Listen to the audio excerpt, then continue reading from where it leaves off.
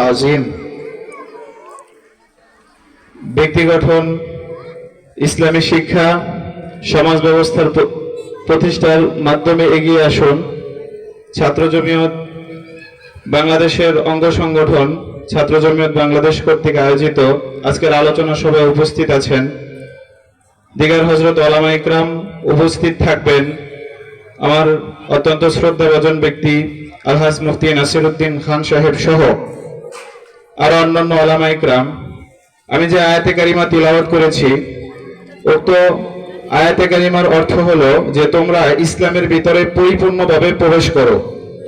আল্লাহ রাসূল সাল্লাল্লাহু আলাইহি ওয়াসাল্লাম এই দুনিয়ার ভিতরে আসছেন, তার কয়েকটা মিশনের ভিতরে এইটাও একটা মিশন ছিল যে এই সমাজ ব্যবস্থাকে কিভাবে সুন্দর করা যায়।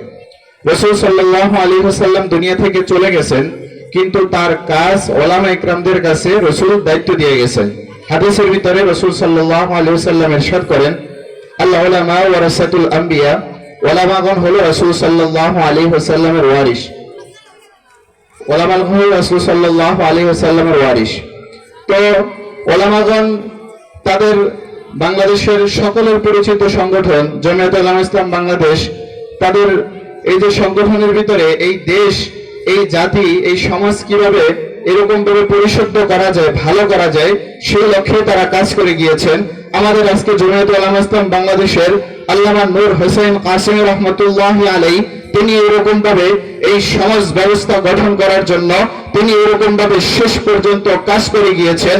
রাসূল সাল্লাল্লাহু আলাইহি ওয়াসাল্লাম দুনিয়ার ভিতরে নেই, আল্লামা নূর হোসেন কাসেমী রাহমাতুল্লাহি আলাইহি আজকে দুনিয়ার ভিতরে নেই, কিন্তু জমিয়ত উলামা ইসলাম বাংলাদেশের তার এরকম ভাবে হাজার হাজার রোহানি সন্তান এই পৃথিবীর ভিতরে, এই দুনিয়ার ভিতরে রেখে গিয়েছেন। সুতরাং এই সমাজ ব্যবস্থার প্রতিষ্ঠা করার জন্য যদি আমাদের যে কোনো সিদ্ধান্ত আসুক না কেন, আমরা এরকম ভাবে এই তাদের সাথে কাজ করে যাব। এরকম ভাবে নূর হোসেন কাসেমী রাহমাতুল্লাহি আলাইহি যে কাজগুলো করেছে, যে এরকম ভাবে আমাদেরকে দিক নির্দেশনা দিয়ে গিয়েছেন, সেই অনুযায়ী কাজ করব। এইভাবে আমি আমার সংক্ষিপ্ত বক্তব্য শেষ করছি। ওয়া আখিরু দাওয়ানা আলহামদুলিল্লাহি রাব্বিল আলামিন।